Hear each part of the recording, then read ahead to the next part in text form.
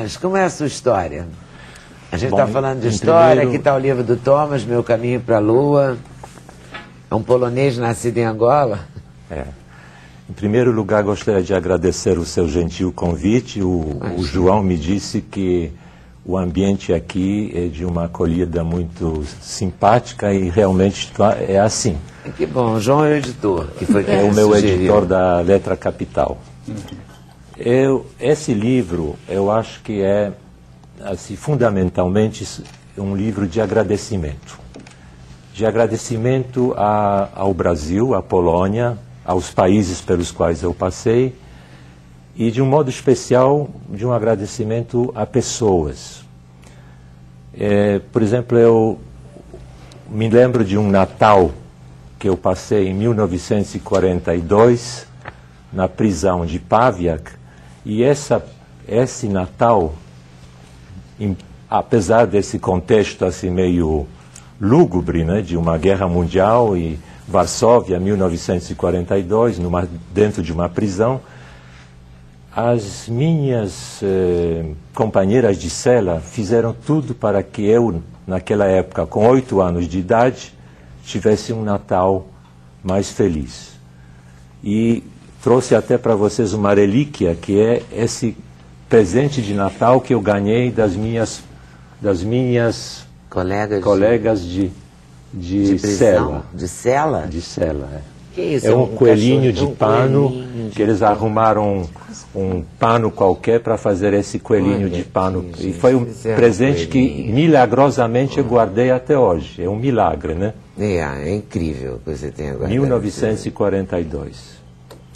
E também... É incrível isso.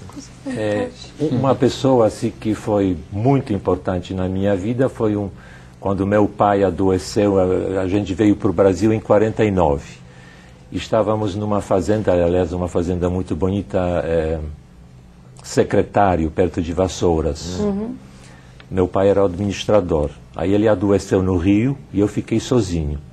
Então, a lavadeira da nossa lavadeira, para que eu não ficasse sozinho lá naquele casarão bonito, mas vazio, me convidava toda tarde para que eu ficasse com os filhos dela, junto dela, naquele casebre, um pau a pique, né? E depois foi ela que me arrumou meu primeiro emprego no Hospital de Vassouras, quando eu comecei a trabalhar com 15 anos de idade. E uma outra pessoa assim... E só viviam você e seu pai na fazenda? Meu pai faleceu naquela fazenda em 1950, em consequência daquela doença, do ataque, do infarto que ele teve no Rio, né? Aí eu fiquei com a minha mãe sozinho, depois fomos para Vassouras e de Vassouras para o Rio de Janeiro. Mas ainda em Vassouras, uma outra pessoa assim, que foi fundamental, foi uma freira no hospital onde eu trabalhei, que eu não tinha dinheiro para ir trabalhar. Então ela vendia uns frascos vazios de remédio, juntava o dinheiro e pagava o meu passe para eu poder ir trabalhar. Um dia eu tive problema dentário, não tinha dinheiro para pagar o tratamento. Ela me emprestou o dinheiro, mas não quis que eu devolvesse o dinheiro. E no ano passado eu estive com ela em Valença, ela está com 98 anos de idade, para comemorar o aniversário dela, e se Deus quiser, em agosto deste ano, irei novamente para agradecer esse dom da amizade e aquilo que as pessoas dizem: Thomas, você é um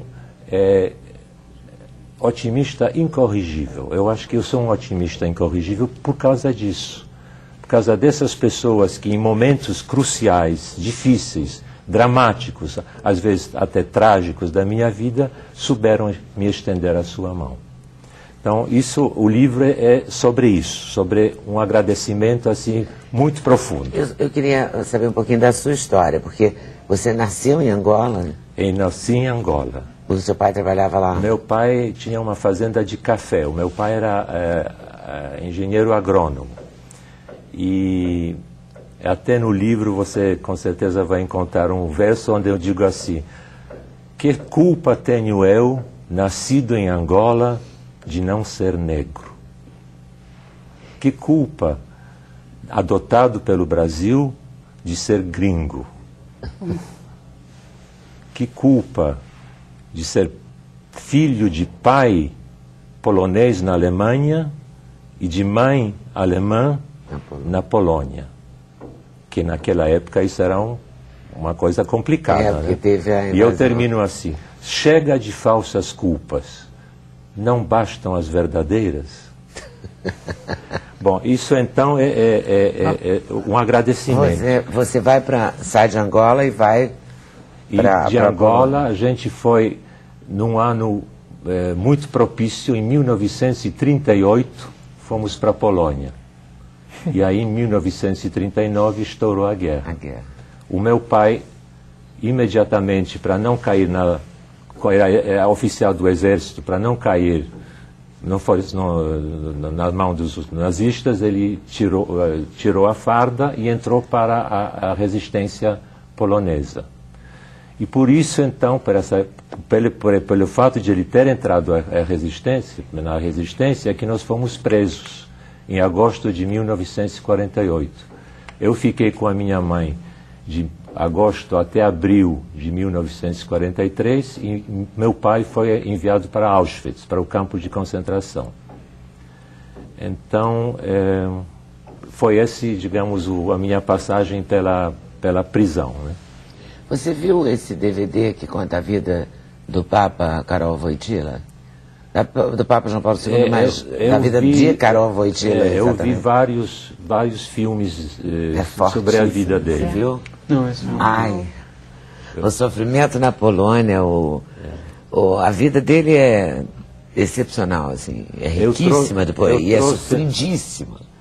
É um documentário. É um documentário.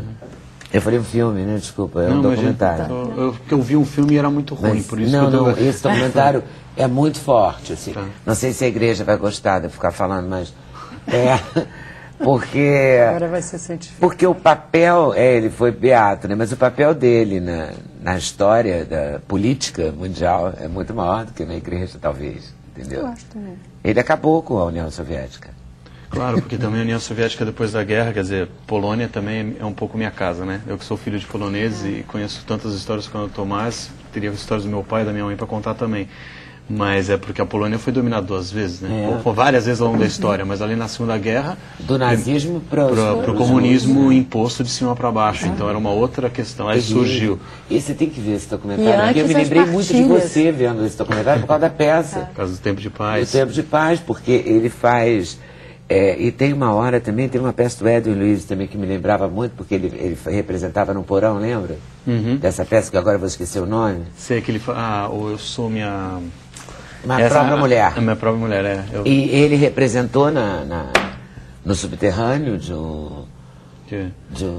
uma casa, preservando a cultura polonesa. É muito legal, um documentário incrível. Eu não levei fé. Meu filho me deu, ficou assistindo, eu falei, vou ver a história desse Papa, depois eu vejo. Depois que eu comecei a ver, você não consegue parar, porque é emocionante o campo de concentração, a maneira, o trabalho forçado. A gente está falando essas histórias, ele estava contando guerra. a dele. A gente não sabe o que é guerra. A gente não sabe. Tem Meu avô escreveu uma história, né? Quer dizer, a gente está falando de um filme que é o Tempos de Paz, vem de uma peça chamada Novas Diretrizes Tempos de Paz que o Bosco Brasil escreveu. Mas meu avô contava histórias e o que eu falava, ouvindo as histórias de vocês, porque eu não passei pelo que vocês passaram, é que para mim vocês sempre foram como personagens. É muito difícil para a gente imaginar na vida isso, não é, João? Com certeza. Eu falo sempre que o filme pede uma lógica que a vida não, né? É mais fácil você acreditar nisso como um filme do que na vida. É impossível acreditar pelo que vocês passaram. Quer dizer, é necessário acreditar, mas é muito difícil.